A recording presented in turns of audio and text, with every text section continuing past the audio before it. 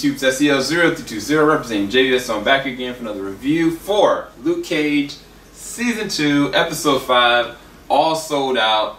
I didn't get the reference until I realized that Luke, 1, was getting sued by Cockroach, 2, that Cockroach is faking Oz's injuries, of course.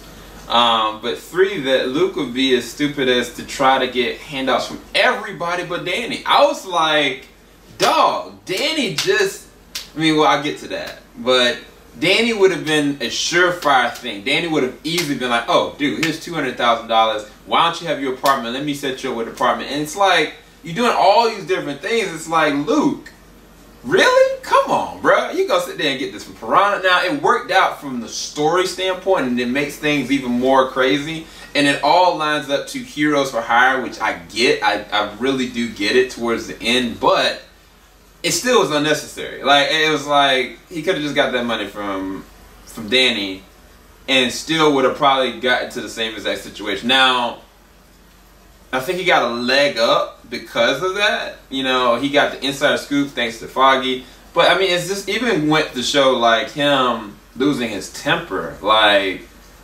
my man Fish told him last episode, like, dude, you can't be this. You have to be a better man because you can't afford to lose yourself like this. Either way, I was glad to see Foggy in this episode. I'm trying to help Luke out, as stubborn as Luke really is. They didn't bring up Matt at all, which is really weird. Nobody's really brought up Matt or Daredevil at all, which is still really weird. And you know what I'm saying?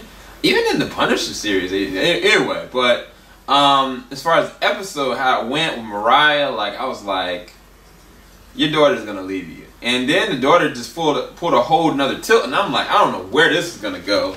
Then you're trying to figure out, so where's Ray Ray this whole entire time? Because Chev went to the cop, was like, look, where is he? You know, and then you find out where Ray Ray and everybody else has been, because it was a rude awakening. Like, Bushmaster is not to be trifled with. Like, his presence was throughout this episode, but he didn't show up at all in the whole entire episode, which is crazy. It's like, he's cutting people's heads off, but it's like, is he using a tool or is he using his hands? I really don't really know. Like, if he really just ripping people's heads off, I really want to actually see, like, his calling card and, like, how he's actually doing it.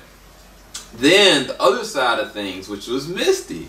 Misty finding out that she was just played sharing stuff with our own partner. And I think that was a really interesting development for her character evolution to understand that, because she has to evolve and become something totally different than the cop she was. You know what I'm saying? Like, she doesn't have it all together. She didn't have it all together. She never did.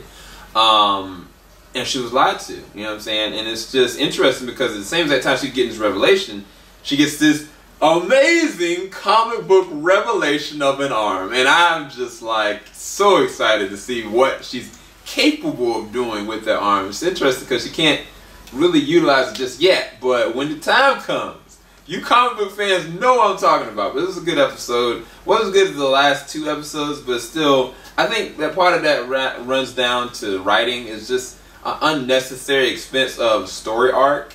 And so it's like the story itself, or Luke's decision, will sacrifice per the story of the actual confined story. But either way, it was a good episode. It just wasn't as good as the last 2. Either way, hope y'all enjoyed this review. Keep it locked. JVS, we ain't gonna stop. Be right back, you guys. Peace.